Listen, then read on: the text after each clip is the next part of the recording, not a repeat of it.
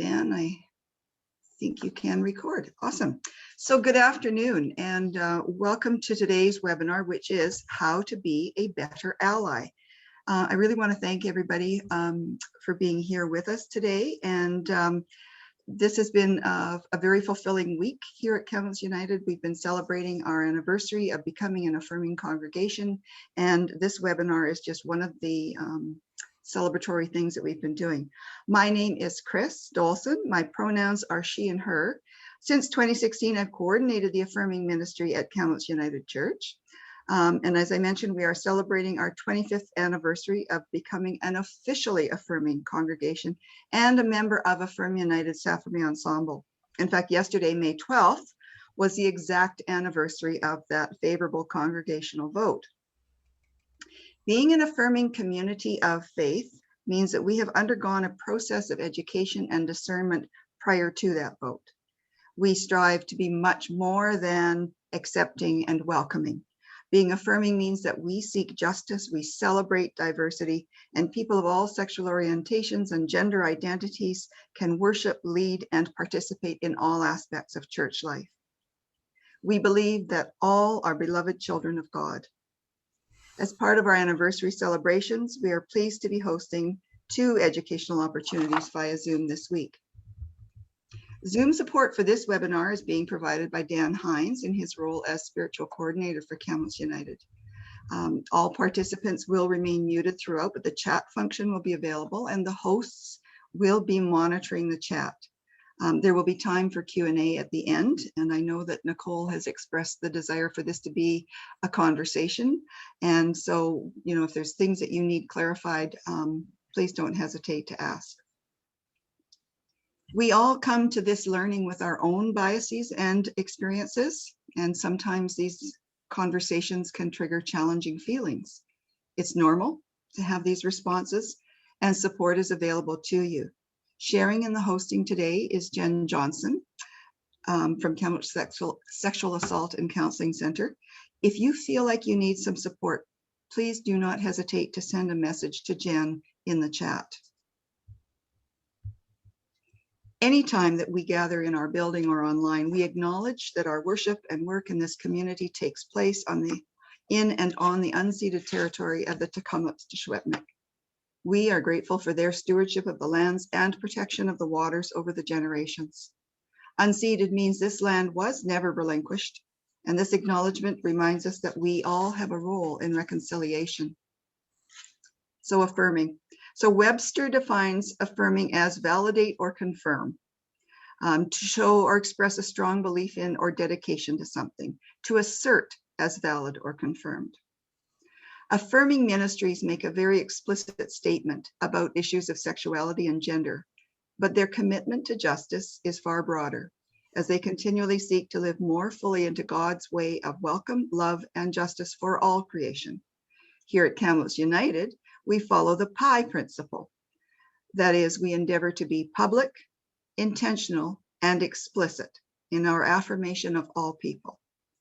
Creating spaces that feel safe for everyone is part of that affirmation. During yesterday's webinar, we learned specifically about vocabulary and use of language. Today, our presenter is going to help us understand what it means to be an LGBTQ2S+ ally, and how we, both as individuals and Kamloops United Church as a community of faith, can be better allies in the community. So I'm really happy to introduce you today to Nicole Stanchfield, who is the past president of Kamloops Pride. And Nicole is going to help us learn how to become a better ally. Nicole, thank you. Hi folks. First, I'd like to thank you, Christine, for organizing this event, for your commitment to advocacy, and for showing folks how to love unconditionally.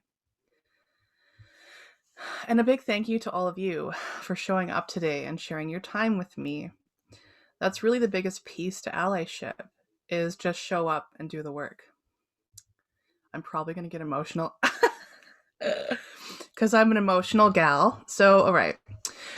In the days of being at home and literally having access to doing anything else, I appreciate you choosing to spend your time here and learning how to be an ally. I'm sure some of you here attended the webinar about inclusive language and vocabulary the other day, which I know can be like really overwhelming and confusing at times, even for me. So I don't want anyone to feel overloaded with information. So at any time, if you need me to stop or slow down or explain things more, please interrupt me. Don't hesitate to say, can you repeat that again? Or what do you mean by that? Or can you use another example? There will be questions, there's time for questions at the end, but I want you to be able to partake in the conversation. So at any point, don't hesitate to ask me anything before that. This is a safe space to ask those uncomfortable and difficult questions without offending anyone. So please ask away. Don't worry about, you're not going to hurt my feelings. I would rather you ask me a question and have that explanation here in a safe space than you go out in the community and ask someone that and potentially maybe like hurt someone's feelings. So ask away. That's what I'm here for. Okay, so a little bit about me and why I'm here today. So as Chris said, my name is Nicole Stanchfield. I'm a cisgender, able-bodied, fat-positive, pansexual femme, and my pronouns are she, her, hers. I'm the past president of Kamloops Pride. I've been on the board for the past 4 years, first as a volunteer, then as vice president, and then president, and finally past president. So this position, in my opinion, is a special one. I no longer have voting rights, but instead I offer more of a mentorship role to new board members. I'm there to explain why things are done the way they are, or to bring up alternate suggestions based on my past experiences being on the board. And I also know how to throw a pretty great party, if I don't say so myself. Okay, so today we're here to talk about how to be a better ally.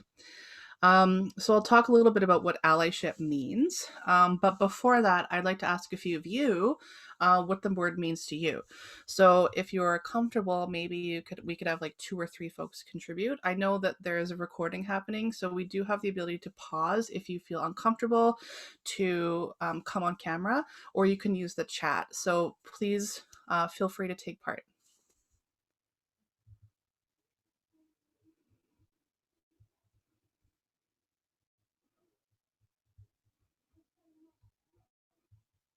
Anybody? I totally feel like I'm in university right now with my profs asking questions. Hello? Is anybody? I've got a question or comment. One of the things that I've heard and read, in fact, assigned Male at Birth Comics just had a post recently, and it basically says that allies can't declare themselves to be allies. That designation has to come from those that you wish to be allied with. So I can't say I'm an elder, I'm an ally. That has to come from externally. Oh, I can see Florence raise her hand. Oh, I can unmute. Yay. Yeah, what Chris said. But the first thing that comes to mind is to just be real, be interested, be available, be a friend. Do you know what I mean? Like just, yeah, like that. I like it. I can see in the chat. Am I doing the chat or does someone else do the chat? Yeah, feel free. We can read it out for you too as well. Sure. Nicole, but go ahead. I see speaking up for individuals that are not treated fairly, unconditional love and friendship and fellowship, supportive friend. I think for me as an ally, I want to always be learning. I want to be open and compassionate and be supportive, to walk together, to learn from each other, to grow, to be open, to seek healthier relationships, and to be more aware, to advocate when invited. When I think of allyship, I think of being action-based, and I think of it being an imperfect practice. Absolutely.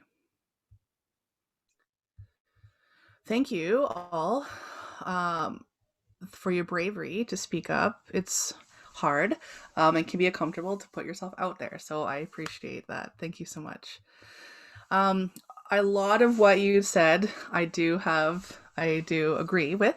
And by any means am I no expert. I'm just here to share my experience with my own allyship within the community and with other communities as well. So we can view the word ally in two ways, both as a noun and a verb. Both have similar outcomes, but require different things. So ally as a noun can be understood as a person or group who is associated with someone that may not have the same abilities, accessibilities, privileges as the rest of us. It can sound like, I'm an ally to the queer community because my cousin's gay. But ally is not something that we can self-identify with. It's a title that we earn, like Chris had said. As we do this, by looking at ally as an action word, to do something, to show up and do the work, much like you folks are doing here today. This can sound like, I'm an ally to the trans community because I take an active role in pronoun culture. I'm an ally to the queer community because I volunteered at the Pride Parade. Or I donated money to a nonprofit organization, or offered space for a pride choir to gather, pre-COVID times. Allyship requires work on all of our parts. So, like as I said before, I'm pansexual, or I use the term queer and cisgender female. So I personally don't know what it's like to be an elder gay man in a wheelchair, a trans woman, a two-spirit person. But I use my voice and my body and my privilege to hold space for folks who may not yet be able to do so. Placing the burden of education on the equity-seeking community can be really hard, often because folks are dealing with so much with their own personal lives that they don't have time or the capacity to educate us on what they need us to do. Looking at anything beyond our own experiences is crucial in allyship. So I'm going to give you a bunch of examples on allyship from my personal experience. Not to say that I'm the best ally, because I'm not. I have work to do also. But to paint you a picture of the different kinds of ways that allyship can be done. So if I'm hosting an event, I make sure that the building, and using like the folks that I spoke about before. So as an example, I make sure the building the event is taking place is wheelchair accessible, that the bathrooms are gender neutral. And by acknowledging, the difficult historical truths that we all play a role in reconciling, identifying anything that could be a barrier of access, and doing my best to remove it, or at least like limit it as much as I can. Whether that be money, or there's many ways. But when there's call to action, I do my best to operate with a trauma-informed lens. But most of all, I show up. And sometimes that's all that's needed, is just bodies to show that I also care about this community. And I want my voice and my physical body to say that. So we can't ever understand completely what folks are going through. So having a bit of empathy goes a long way, as well as surrounding ourselves with folks that are different from us. Seeing how people live, how they struggle, and witnessing their resilience is a powerful thing, and it's quite beautiful. It can help us unlearn certain truths that we thought may be universal. And unlearning is one of the most uncomfortable, difficult things to do. So again, like, I appreciate you folks being here today, because that's one of the steps of unlearning or learning. When we put ourselves in others' shoes, we can perhaps see different sides of things, which hopefully will dismantle the prejudice that we may have held towards that person or group before. So I'm going to give an example of what trans folks may deal with when it comes to ID. ID is one of the things that we can all kind of understand, because we all know someone personally, or someone, or have personal experience with losing our wallet, and having to have all that ID come back. It's such an inconvenience to get everything replaced. It's incredibly expensive, and it never comes all at once. So imagine yourself as a person who needs that ID to get a job, housing, and healthcare. You can't get any of the above without ID. So you can't get ID because you don't have a job to pay for it. And you can't get a job without ID. And you can't get housing without either. So Furthermore, to explain a deeper level of that, when your ID doesn't match your presentation because your gender marker is not correct on your ID, you're placed in an incredibly uncomfortable position where you have to explain why your ID doesn't look like you. You have to out yourself in potentially risky situations with potentially dangerous people. Statistics show that queer and trans folks are the most negatively affected when it comes to accessing safe housing and jobs due to homophobia and transphobia, especially if folks don't pass in like a heterosexist way. To be punished because of who you are or who you love by no fault of your own, in my opinion, is just wrong. So we can be allies in many situations. At first, most of them will be difficult, but that's not a reason to stop. I'm hoping the more we come together and have these discussions, the easier those situations will be. So moving on with our how to be a better ally list. But before I do, I just want to take a pause and stop to ask if there's any questions or like clarifications that need to go over. I know not everybody may have taken the vocabulary webinar, and I did in fact use some words that may not be known to most. So please feel free to take a moment and ask me to re-clarify or chat. Let me know what you have to think about. Nicole, I think you made the comment about the call to action and doing that with a trauma-informed lens. I'm not sure everybody is really familiar with the term trauma-informed. Sure. So I wasn't going to, but I will use an uncomfortable and polarizing discussion to explain this. Trauma-informed understands that folks experience things differently based on their lived experience, specifically such as intergenerational trauma, let's say, due to residential schools, and dealing with police and the justice system.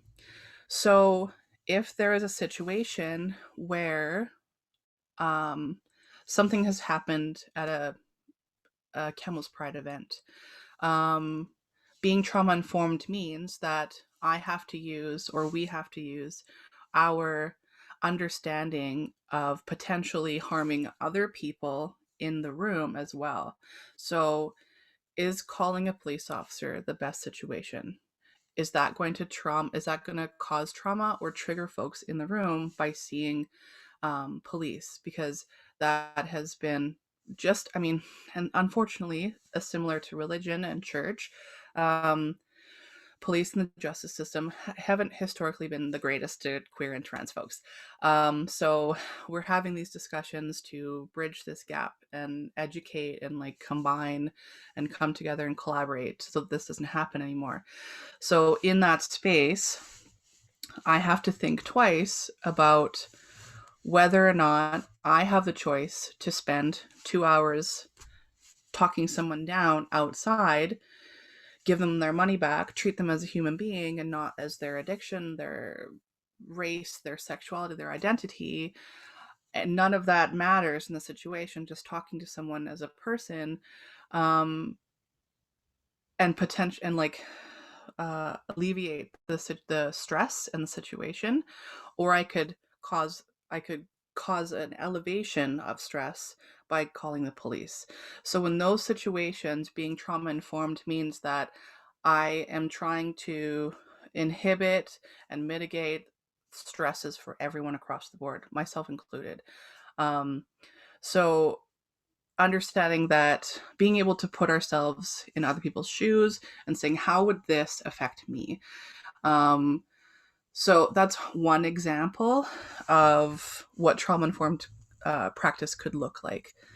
I don't know if I answered that question well, but. No, that was actually a pretty good example. Thank you. Okay.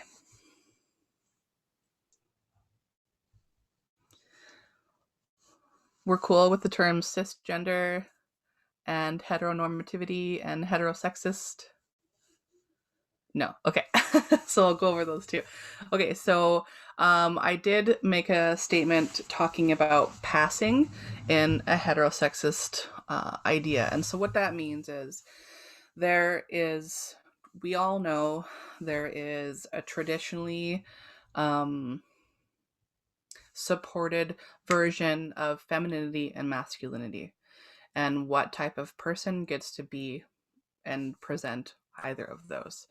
So for a trans woman who doesn't have the money to have laser hair removal on their face, to have money to have FFS, which is like facial feminizing surgery, to have access to healthcare, to have HRT, which is hormone replacement therapy. All these things change how we view a person. So if someone doesn't read female enough in like a mainstream society, folks are punished and they're treated differently and they're treated poorly. Same thing as very effeminate gay men. They are treated less than, and oftentimes have to butch up or become more masculine to be considered as good, or to be given jobs in ways that have a hierarchy of power. I have a friend who is a gay man, and he's an electrician, and he's full of tattoos, sings in a punk band. So like, you wouldn't come across him and think, oh, he's gay, but he is. So in his position of work, he's given foreman, he's given journey, like all sorts of big power. So outside of work, he's a little more flamboyant and a little more himself. But in the positions of work, when you're working in electrician or in a trades, which you have to be masculine in order to get the power, he uses that. So being able to pass as a very masculine straight man in order to get the same power is what I mean by you kind of have to, you're pretending, or you're trying to fit in with mainstream society, which is another word for heteronormative. So all the kind of default settings that everyone lives as is heteronormative. So you have man, woman as marriage, you have husband and wife, you have mommy, daddy, you have those are some examples of like heteronormativity. So for myself, I am in a queer relationship with a trans woman who has a child, and there is nothing, well, very few books or TV shows where he can see himself in the media. So everything is mommy and daddy. Well, he doesn't have a mommy and a daddy. He has a mommy and a Zaza and a Nikki. So in order to be able to see yourselves in media is important. And I do talk about that in a little bit.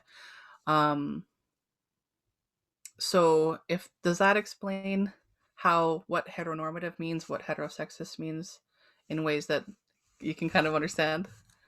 It's tricky. These words, they trip me up too. So don't feel that you're a dummy if you don't know these, because trust me, it took me a long time to know them too. Anyone in I think the comment about that sort of being the default, yes, that's the point. We don't even think about it. No, it isn't. It's one of those things, if you look in to make it bigger, to also understand. So for trans women, the hormone replacement therapy, no data, no research has included trans women. All of it is based on cisgender, premenopausal women. So how, just like back in the day, everything, the default was male. So all the medical, all the research, everything that we have is so exclusive to people that the research is for. So as a default setting, male is always default, and man and wife is always default, which is really unfortunate when you don't live in that world and try to explain people why you have a right to exist in the same world.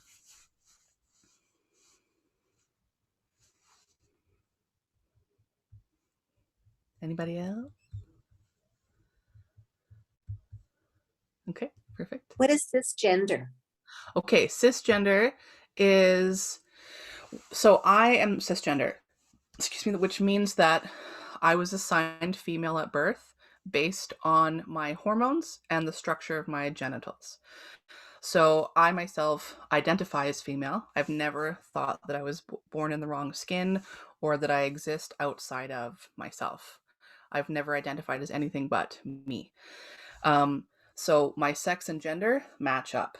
For trans folks, sex and gender do not match up. So cis is I think it's a Latin term for on the same side of, and trans is on the opposite side of. So cisgender is a way to talk about folks that aren't trans in a way that isn't pejorative or isn't blaming. So it's not an insult to be called cis or to call yourself cis. Thank you. Yeah. Okay. So moving on. So things to do to be an ally to a member of the 2S LGBTQIA community. So number one, and it's the easiest, but means so much to people, is to partake in pronoun culture. I see a lot of you folks have she, her in your names, and that is part of it. So the topic may seem confusing for some, but it's actually quite easy to understand. I equate it to using a name. So my name is Alex. I was using Alex specifically because I thought she was going to be here. And if I say my name is Alex and someone says, oh, okay, your name's Alexis. And I said, no, my name is Alex. And they say, oh, Alex, thank you, and move on to the world. But then I hear that someone's referring to me as Alexis to other people that I know. Or when they meet me again, there's, oh, hey, Alexis. No, I told you my name is Nicole. Or Alex. I'm confusing everybody in this situation, but I'm sure you get what I'm saying. So having our name is important to us. I'm Nicole. I don't know who else I would be. I have nicknames, but those are also very special to me. If you know, depending on how well you know me, is what kind of nickname you get to call me. So the same thing when it comes to name. If you're calling Alexis Alex or Alex Alexis, you're not getting their name properly. That's the same thing as pronouns. So if someone says, I use she, her pronouns, and someone uses he, him, then you say, no, that's not right. It's the same thing with names. So my name is Nicole, use Nicole. My name is Alex, not Alexis. So for example, I hope that clarified it. I feel like I may have confused you more by mixing up the names, but also, they, them, theirs is really easy to swap out if you just practice. I personally, if I don't know someone's pronouns, I will just use the default of they, them. Otherwise, if I'm told or if I ask someone. So if I don't know someone's pronouns, for the example of using they, them, theirs is I can say, oh, I'm sitting with them. I'm going to dinner with them tonight. They grabbed their backpack and brought it with them to meet me at the restaurant that we're going to. So just like swapping out they, them, theirs for she, her, hers, or he, him, his, is actually easier to do if you just practice it. So talking about misgendering, if you ever misgender someone by using the incorrect pronoun, and you totally will, it happens all the time. I've done it. It's not something that's awesome. It happens. But don't apologize when someone corrects you. Say thank you, use the appropriate pronoun, and move on with the conversation. If you make a big deal of it and you're like, oh my God, I'm so sorry, I didn't mean anything, it puts the person in an uncomfortable position to say that it's okay when it's not. So you put them in a position of like trying to nurture someone who's like, their feelings are hurt. It's not their job to now take care of us. While we're on the subject of pronouns, they're not preferred. I know that's been kind of a language that we've been using, but we try not to use it anymore. It's not preferred. It's not like asking for no tomatoes on your burger. Some affirming pronouns to some, it's the difference between having a great day and a bad day. I've seen people feeling so wonderful about themselves that day and just having like pop in a bubble. It just deflates them and takes weeks to come back from that. The mental health that folks who are misgendered deal with is really it's so sad. So I try to do my best, and we can only ask others to also do their best. So the next time you meet someone for the first time, one thing, just don't assume their gender. You can't always tell by the way someone presents themselves. Ask them what their pronouns are and state your own. So for example, pronoun culture is trying to make things as blasé as asking, hi, how are you? What are your pronouns? Mine are she, hers. Or saying, hi, I'm Nicole, I use she, her pronouns. That creates space for someone to say, oh, actually mine are they, them, theirs. It illustrates that you're a safe person also. You can bring this conversation to your next family meal, your office meeting, and to take a step in building inclusive spaces wherever you go. And that's what we're doing here right today. We're educating ourselves so that we can bring it back into our own communities and continue passing on the knowledge. So having those conversations at dinner with our aunts and uncles that don't know what they, them, theirs means, or what pronouns mean, or why people are calling themselves different names, educating them is part of being an ally.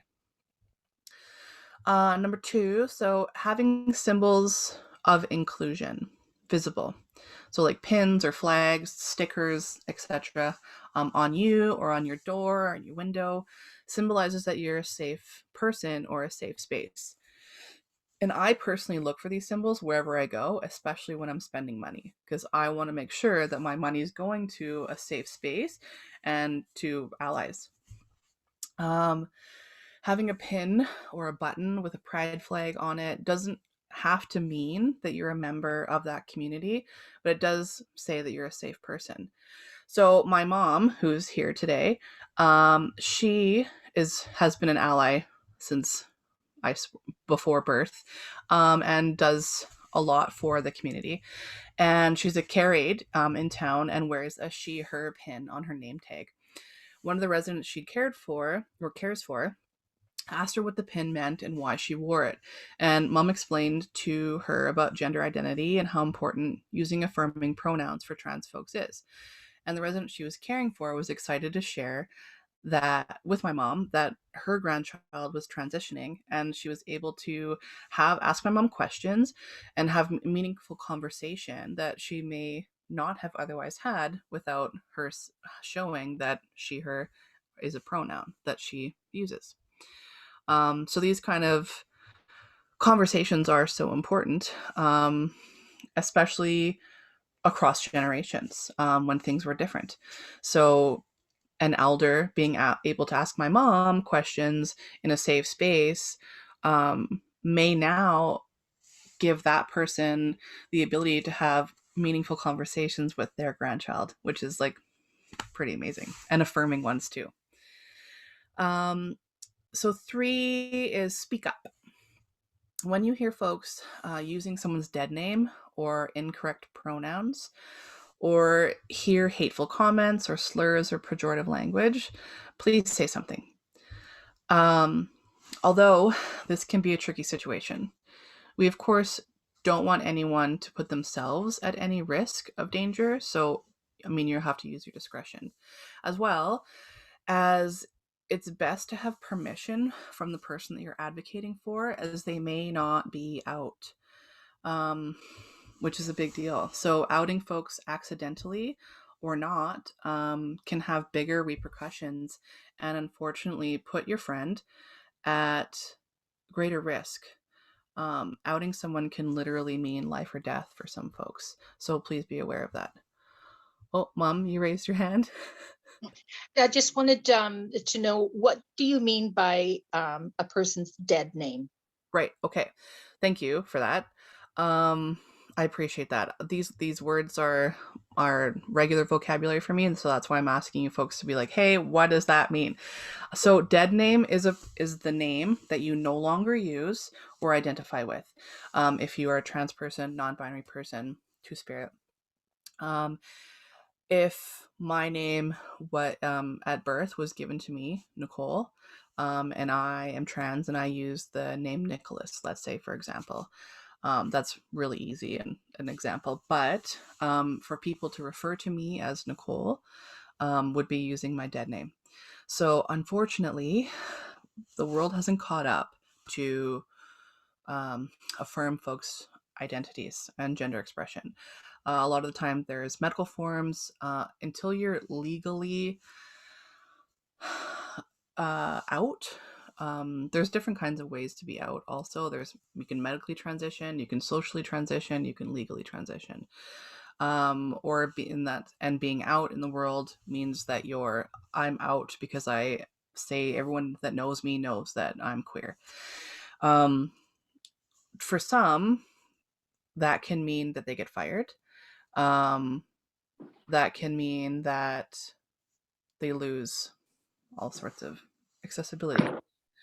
So by referring to someone as their dead name can be accidental for sure, and just like you would be using a pronoun. So if you refer to someone who you knew as something, don't use their old name. You use the name that they choose right now. So dead name is the name that we no longer use. It may be legal and it may be on those pieces of paper in like healthcare and justice system, even university. Unfortunately, it puts the person in a position to say, hi, I know this says this on this piece of paper, but this isn't my name. Please refer to me as this. So there's a lot of self-advocacy happening that could be done through us. Did that answer your question? Okay. Yes, it sure did. Okay, great. Do you know what it called? Oh. Yeah, actually, there it is. So there's a couple ways. So if you go through, the question I'm reading, the question is, do you know what it costs to officially change your name in BC? There are a couple of ways to do it. We do have some amazing service providers, such as Kamloops eFry, that society will support you and pay for the initial costs of having something notarized. Because you have to have, if you're doing a gender identity, and you have to do two different things for your name change and your gender identity for your gender marker. It's up to $500 just to start to get the initial papers going. And if you are needing more, then the price is more. But it's up to that price for at minimum that price, sorry. I can post at the end that resource also. So Kamloops eFry. Did that answer your question enough? Or do you want me to go into more detail of that process? Because I could also do that.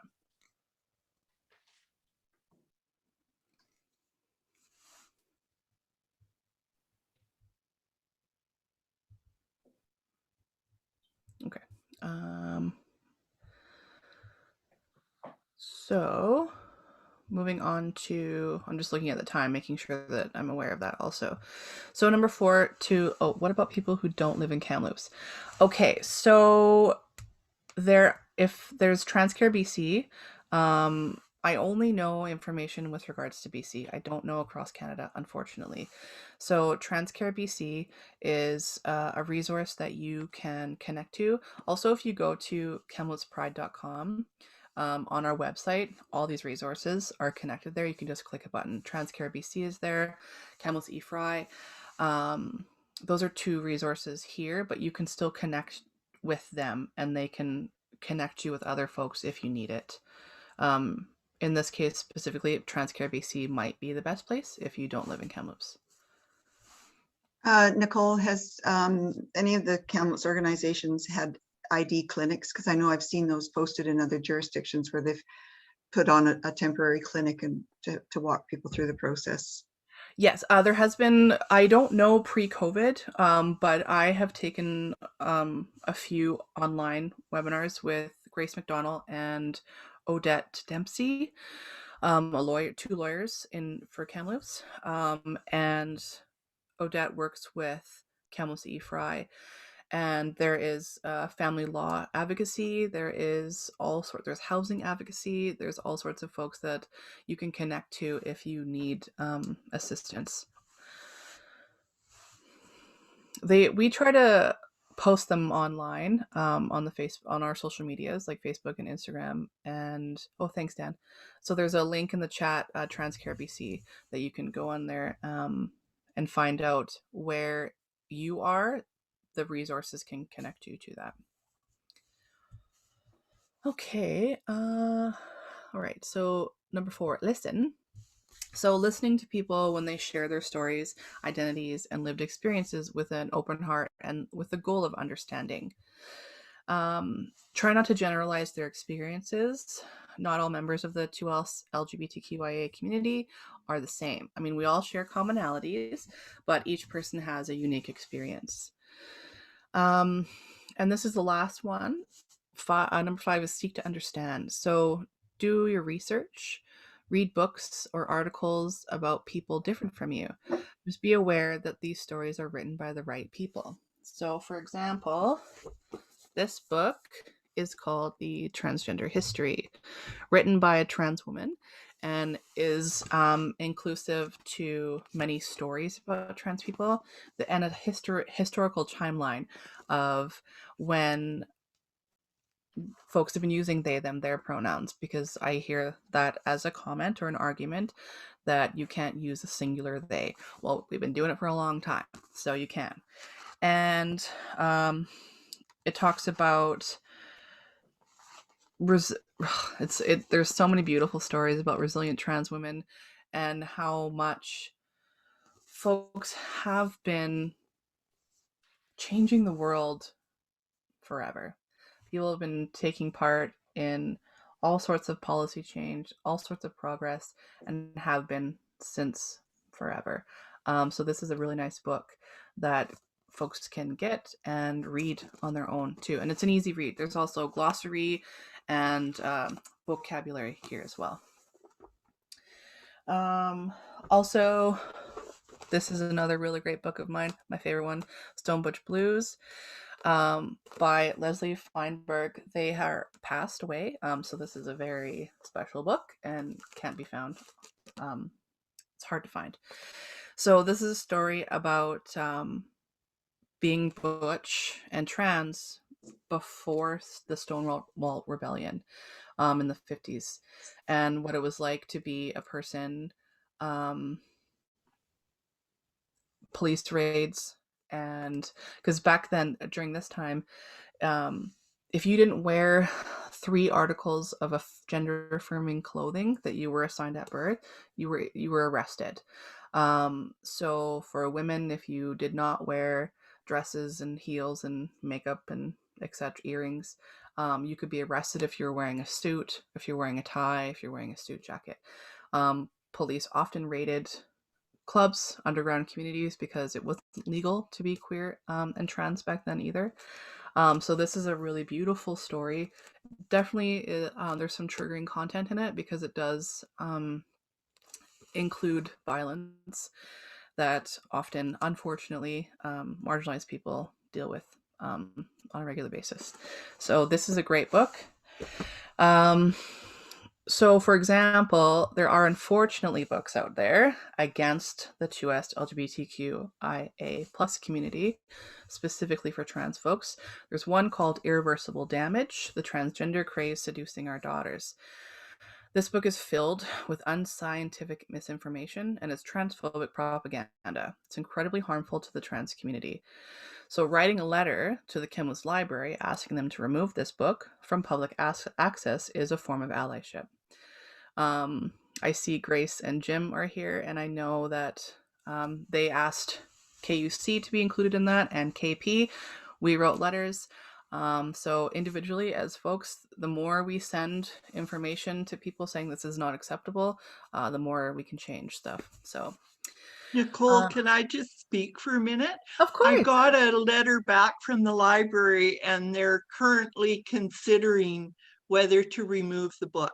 So at least there is some hope. Thank you. That's amazing. Yeah. So if they were to receive more letters, would that help them in their deliberations? I think so, for sure. Thank you, Chris. Absolutely. I would recommend if we put a little pressure, things seem to change. So also reading books like these to your grandkids or your kids.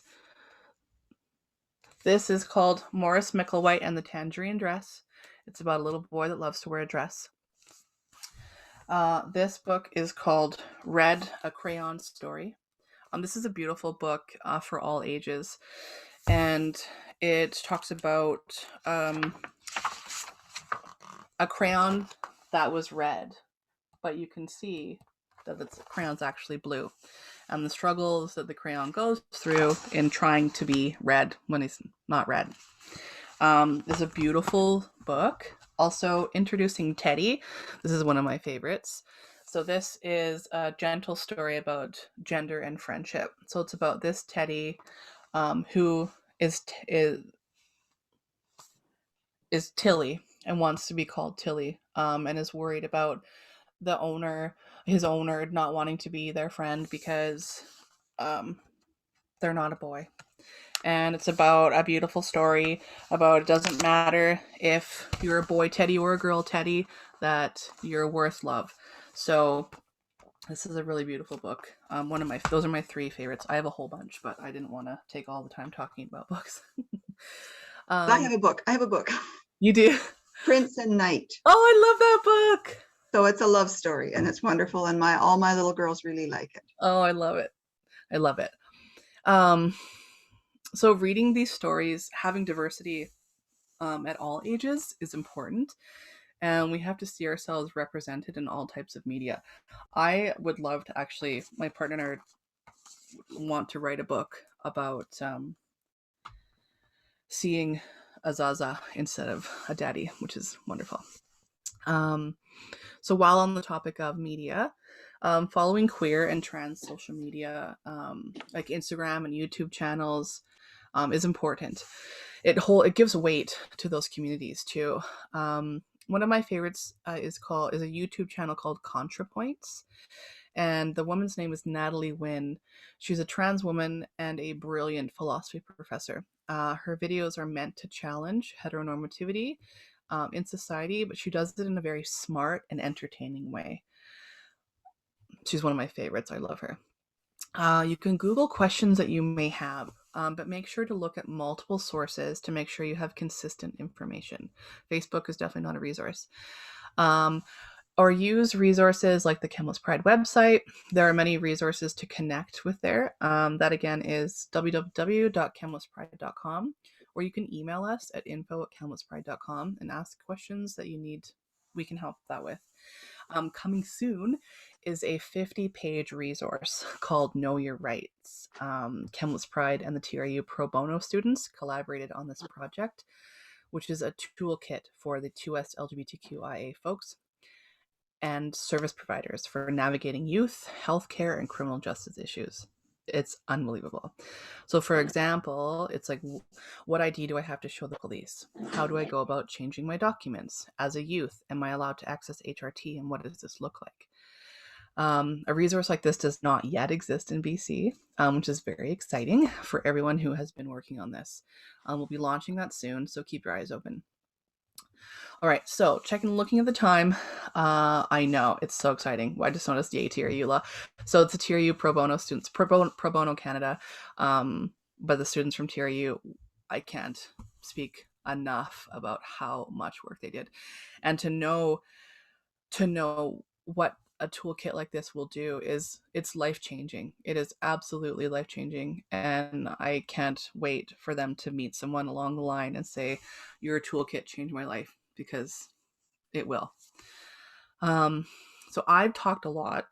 I hope I didn't overwhelm you too much with information. So we can open up the floor for questions if you folks have any, or any other questions that you want about, or resources that I can find. I have some brought up just in case, but I'll open the floor to you folks. Also remember, if you would like to be not recorded, you can tell Dan in the chat, and he'll enable the recording so we can have an open discussion if that's a barrier for you.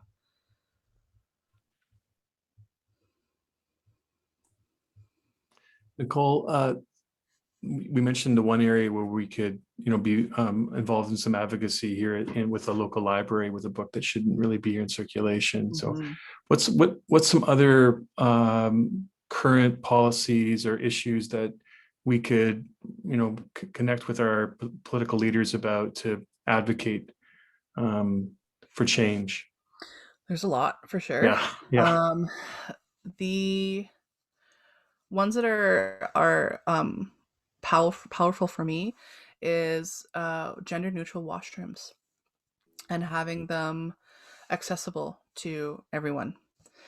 Actually one of the TRU nursing students had a project with us this year, and I had an idea to map out across Kamloops where there is a safe washroom for trans folks to use. It was not positive. Unfortunately, they were met with a lot of resistance from businesses, and didn't have a lot of policy to go back on if there was a person in a coffee shop, let's say, had something to say about someone using a bathroom that they didn't align with at birth. So that was really unfortunate. So bathrooms is a big one, I would say. And one of the, in my opinion, the easiest to change. I would like to see queer and trans folks to be included in research, because we see how much changes when we do that. When we include voices that are marginalized, the data changes. And stories and lived experience need to count as much as numbers on a graph do. So pushing against that is a big one.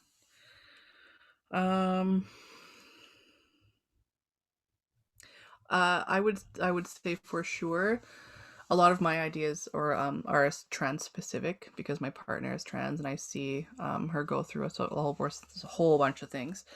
I would like to see HRT covered, and medical procedures covered by the government of Canada, because it's not covered by MSP, and the amount of money that a person has to spend monthly is ridiculous and unfair, in my opinion.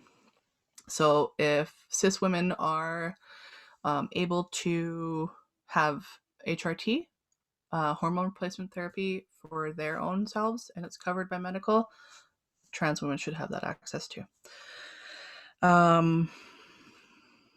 What else? I mean, that's some. I could go on for days, so I don't know if we have time for that. That's a few that I'll say for now. Just jumping in, we had Kamloops United participated with some folks at the TRU student union around the End the Ban, which is the trans women not being able to donate blood. So gay men, it's men who sleep with men. Yeah. It specifically names trans women. Oh, okay. Yeah. Maybe I'm not It's, sure. Anyways, it's nasty. But there's a way to send a letter. I sent it to Dan, and people can put it in the chat.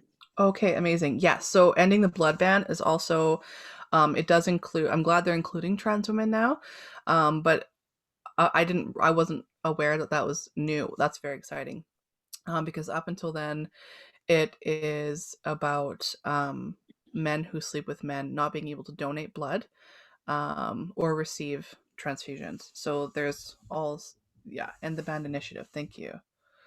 Okay, Stephanie, thank you for spending time. So Nicole, I just wanted to I don't have a question, but I just had a comment, if I could. I wanted to just celebrate Nicole. I have learned from this fabulous human for so many years as a volunteer, and I just seeing you today, I feel emotional. I said, just that color, your backdrop. Thank you for just what you do in the community. Thank you for just bringing your energy and your expertise It's been a very educational hour, and I just wanted to say hello. Thank you, and hello back. I miss so many. I'm so excited to talk to people. I've been on lockdown for 15 days because a little one tested positive for COVID. So like seeing people's faces and talking, that's really exciting for me. So I appreciate all of you coming, and I appreciate you, Alicia. We'll get to those fringe soon. I promise. Yeah, girl. Nicole, you were mentioning LGBTQ2S+, and then you added IA on the end. Right. So as a part of reconciliation, also we use 2S in the front now, which stands for Two-Spirit. I'm saying I personally do this. I'm not saying that there's a rule that everyone has to do this, but intersex is what I stands for, which means that folks are born with ambiguous genitalia or ambiguous hormones, because we know now scientifically and biologically that the information we had before has been debunked. So there, just as gender identity and expression is on a spectrum, the biological criteria is also on a spectrum. Hormones change. XXY, XXXY, and everything in between. There are all sorts of kinds of people that have different hormone structures. And so the criteria of which sex is assigned is based on the shape of the genitalia. So if the clitoris is any bigger than 2.5 centimeters, they will be assigned as male. And if the penis is any less than, sorry, it's 0.9 millimeters for the clitoris. So based on shape and size, that I would also suggest has to do with gender norms and heteronormativity and the masculinity and the criteria that comes along with having a small penis and etc. for across folks that have to deal with living up to what is traditionally considered normal or good enough or equal to. So I thought I would have my notes here. But so intersex folks are people that are in between either of the spectrum. So ambiguous meaning no clear identity. So instead of performing surgery on the baby and assigning them as this or that, allowing someone to be who they are, which is what intersex means. There's a large population of intersex folks, and it's becoming, policy is changing, that is becoming and allowing folks to protect their children, to not have surgery. And the makeup of a human being is so much more than just hormones and genitalia. I think it's an interesting perspective in terms of incidence, is that there are more intersex babies born than there are babies born with red hair. Yes. Look at me, redhead. So it's, which is a huge thing. So that's why the I is included, and the A is ace or agender. So it's adding another criteria of sexual orientation and gender identity to the rainbow language. Well, we are at 2 o'clock or 2:02. So if people have additional questions, quickly raise your hand.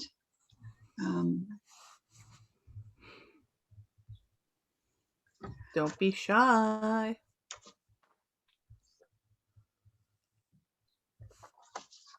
We're getting some thank yous. Yeah. Hi, Nana.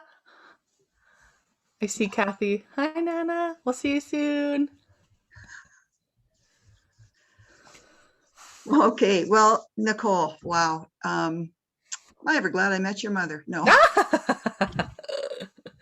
No, I am so happy that you were prepared to be here, and I love your backdrop. This And was a dress that I wore 2 years ago. I made this into a dress. Stunning. I thank you to everyone who came on today's Zoom webinar. I mean, at Kamloops United, we've been on the affirming journey for a few decades, but really it's only for a few decades. I think that, the work of justice is only just beginning, and I'm excited to see what the next 25 years plus will bring. I think this conversation is so important, and I hope we can have more, because the more ways that we can sort of open our minds to allyship, the better the world will be. And from a faith perspective and from a secular perspective, it's the only thing that is the right thing. I agree. Yeah, I totally. So thank you everyone for participating today. Thank you, Dan, for your Zoom support, and Jen for coming along for emotional support. And thank you to Nicole. I am so grateful that you were here today. My pleasure. Anytime you folks need some time to chat, I'm a chatty gal, so I'll be here. You gave me an hour and we went over time, so. we could probably do this again. So thanks everyone. And for those of you that might be interested, please join in on Sunday for Kamloops United's special Affirmiversary worship service, and stay tuned.